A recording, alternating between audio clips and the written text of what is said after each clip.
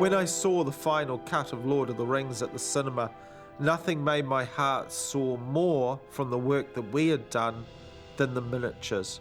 The beauty and the awesome size and nature of the miniatures has given the film a wonderful reality and firmly makes you feel as though you've journeyed to Middle-earth. It's really quite remarkable, and it's a really testament to both Richard Taylor's work and to Alex Funke's great miniature photography and lighting that bring these sequences to life. You got to have real film footage. You can't. You can use digital technology to blend things. Some things you have to do digitally. If you have a character like the cave troll, you got to do it digitally, of course, because there's no other way to do it. But beyond that, as much as possible, you want to really photograph an object and really stick it into the shots. There is something special about using miniatures that Peter loves, and Peter wanted to do as much with large miniatures as he could. When you're trying to create environments that are not real locations and they're not sets, then there's several ways that you can do it. You could use matte paintings, you could build them in a computer, or you can build models. And I always tend to favour models because to some degree they're interactive, they're user-friendly. I was able to also move cameras around pretty freely in the miniatures. And I wanted obviously lots and lots of shots of these sorts of environments. The problem with shooting miniatures really is that no matter how big they are, they're never big enough. The basic rule of thumb is the bigger the miniature, the more realistic it's going to be, because you can put more detail into it. The bigger you build it, the more realistically the light behaves within the set. The decision to build a miniature to a particular scale is always driven by what can we get into the building. We built these things huge because we wanted them to stand up to a lot of scrutiny on the screen. It was like it always had to be this big, and of course I hate heights at the best of times, and I have to go up scissor lifts all the time. I says, can't we do some miniatures? Why do we have to keep doing bigatures?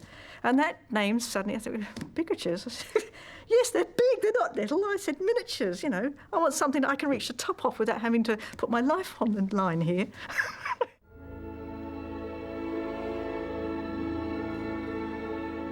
I'm standing in amongst the miniature of Rivendell.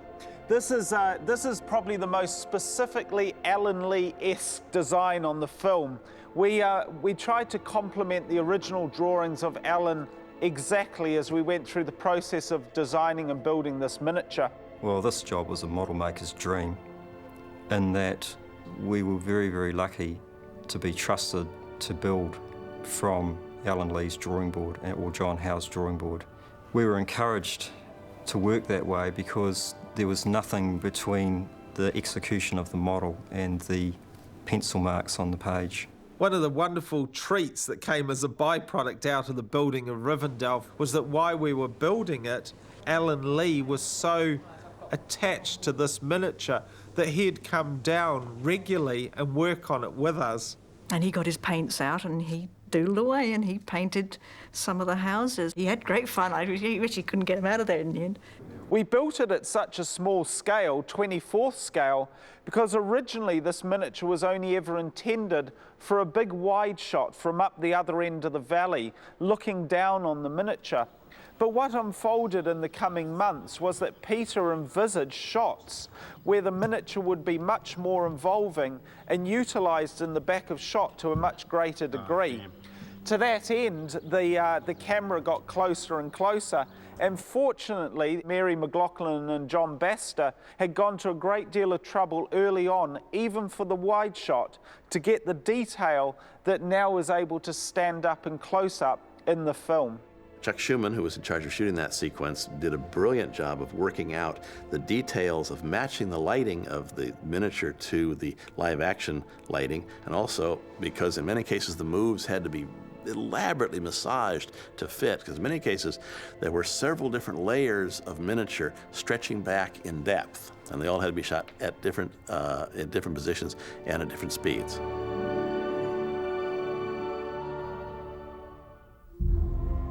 We very much wanted Lothlorien to feel like this ethereal, elven home up in the treetops of these huge malorns, that twinkling amongst the branches were these beautiful, almost dewdrop spots of light, and that the whole place felt like it was enriched with music and culture, that this was the highest level of cultural sophistication. It has a very Art Nouveau feeling. I remember something Peter was stressing that he wanted was that the building should be like opening flowers with dripping tendrils. Alan's drawing is just a vision of this forest with hundreds of houses in it, and that's what we had to build. This was the most difficult miniature that we built for the whole of Lord of the Rings. We built 8 26-foot tall trees, each one about 5 feet in diameter, carved out of polystyrene with a huge steel structure inside them, then skinned in urethane and carefully detailed to look like bark. Each one had a huge spray of branches, twigs and leaves that created the canopy of the top of the Malorns. We created a model which was just a canvas for the shooting crew to light, and then it went to the next level and they just bathed it in this beautiful ethereal quality. This is shot in very heavy smoke because it's a very mysterious, very environmental kind of place, and it's entirely built in the trees. These elven flets, which are these wonderful sort of Art Nouveau buildings suspended from the trees with walkways going in between them, and hundreds and hundreds of light bulbs, hundreds of Christmas tree lights way, way back in the distance where you don't see them as anything but just little tiny points of light. The whole goal here was to create as much depth as possible. We only had 8 trees, but we had to have it look like a whole forest, so basically we had to shoot those 8, change their positions, pull the camera back, shoot them again, change them in positions again, pull the camera back again, and then essentially stack them up so you'd have, in a sense, 8 times 3, 24 trees instead of 8, by step and repeat. This is the kind of thing that you do to try to tie things together. So once you're looking about 20 feet up, you're into the miniature, and you simply continue on up into the canopy where it disappears into the smoke. And you have the sensation that you're looking hundreds and hundreds of feet into the air.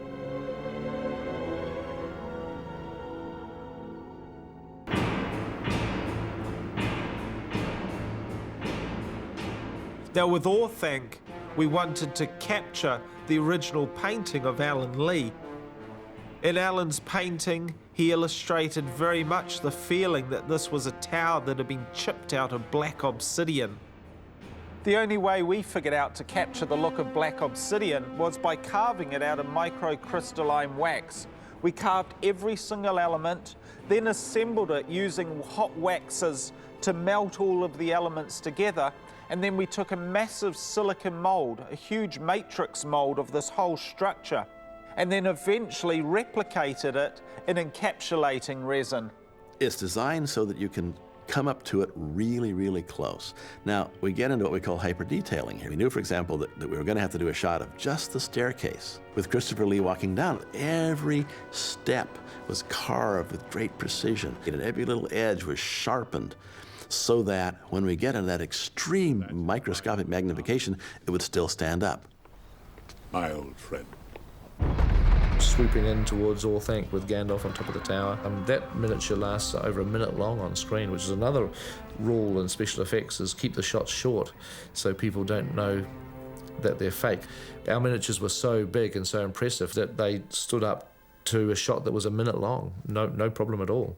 It's built at 35th scale to sit in amongst this colossal miniature that we built, about the size of a rugby field. The ring of Isengard was about 60 feet in diameter, and it's at 35th scale, so if you multiply that out, that's almost a mile in diameter. So we're dealing with a miniature that's representing something that is absolutely enormous. And the ring of Isengard and the tower itself are the miniature. The sky is a matte painting. So that's one of our classic hybrid shots where it reads, you say, wow, look at that. But it's all built up out of pieces. You're putting the right things together to make it work. 24 mine shafts were built into the surface of the miniature. There was over 1,000 pieces of individually modelled architecture that made up the componentry of the mine workings that were laid out throughout this miniature. They were just urethane pits that we'd carved out of this foam and put all this sort of stuff in there, and then all of a sudden it's come to life. It's moving and it's smoking and it's seething with life, and that was brilliant. The crow hole shot, which is where the crows come and report to Saruman that they've found the fellowship. Basically, we needed a hole for the crows to dive into, a first cavern for them to fly through, a second cavern for them to fly through, and another cavern which would be the background for Saruman, a live-action play to Saruman at the end. So essentially, this is one continuous shot on 5 separate pieces. And we had to do the whole thing in a week and a half. But it was a treat because it's a very exciting shot.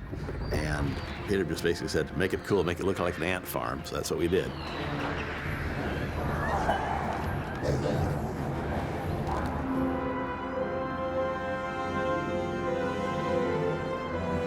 John Howe's illustration strongly inspired the Argonauts, and he played a great part in the art direction of these characters. It's funny when you're standing amongst the miniature, because you're not at the eye height of the hobbits and the boats, it looks very miniature-like.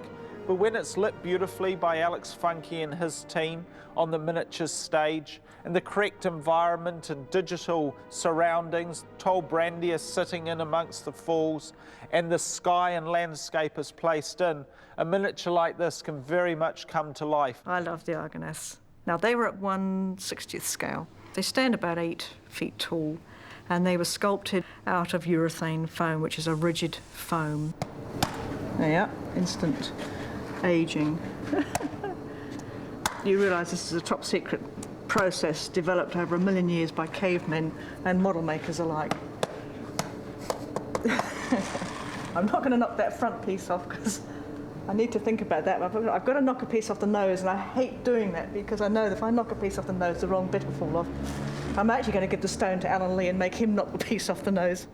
The trick with a scale model is not to overdo it. You've got to be subtle. You can't go whacking into things and getting too carried away.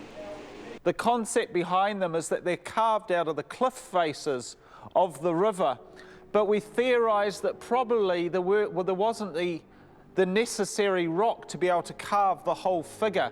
So in what we're saying is that they were able to carve to about this level, but then had to construct this massive quarry to mine the rock, lifting with massive gantries and lifting equipment up onto the upper surfaces of these huge 300-foot tall sculptures to place in place these huge granite blocks into which they could continue to carve and create the final look of the characters.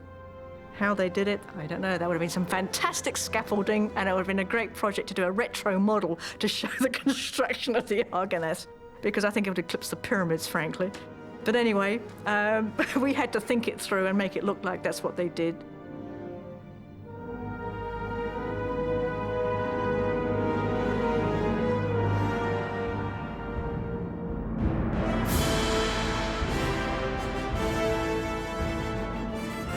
Again, we had Alan Lee drawings. They were fantastic drawings. There were lots of sketches of lots of different angles showing different areas of it. It was like a city that had fallen down into the volcanic pit. This miniature particularly was a very complex and very large miniature to build. And it came apart in about 8 or 9 pieces so that we could get them out of the door and down the road to the shooting stage. At any one time, the camera had to be able to be filming within 2 inches of the surface. So therefore, the whole miniature had to be done at macro detail. It's the Khazad-dûm staircase scene where the Fellowship, run down and have to jump over the hole in the stairs. I mean, they are entirely miniature environments that are used shot after shot after shot. It's like almost a 3-minute section of the film is filmed continuously inside this model. And there's virtually no set was built for that. There's a tiny little piece of set for a couple of close-ups of actors at the beginning, and everything else was just shot against blue screens using the miniature as the background. So here we are in the Great Hall of Moria, one of the great strongholds of the dwarves. It lies between the stairs of Khazad-dûm and the bridge of Khazad-dûm. This is a very beautiful set. It's built mostly out of hard sculpted resin, finished to look like polished marble. And the floor is all built out of foam, and the ceiling's built out of foam. One of the things that's most remarkable about this set is the degree of detail that's been drawn into it. It's one of the things that makes it so convincing. As close as you go, you see more and more information. You see more and more detail. And that's what makes a good miniature work, is the fact that the detail doesn't break down even when you're really close to it. So the fellowship has to pass through it after they leave the stairs on their way to the bridge in safety. So they have to run all the way down the hall in order to get out over the bridge.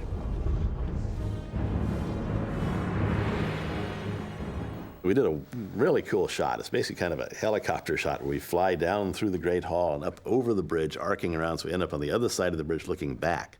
The fellowship runs across the bridge of Khazad-dûm, and then Gandalf takes his stand in the middle and holds the Balrog at bay. Peter had a very specific sequence of events that he wanted to have happen in the way that the bridge broke, that Gandalf essentially cracked it and damaged it just enough so that the Balrog would step on it and it would cave in. So it makes possible shooting a sequence that you literally could never do in live action. If we've done our job really well, people won't know that they're looking at miniatures. And if you think it's real, then that's a successful model. Peter doesn't want an effect shot to jump out and say, look at me, I'm an effect shot. Hey, did you like that? He wants the effect shots to disappear.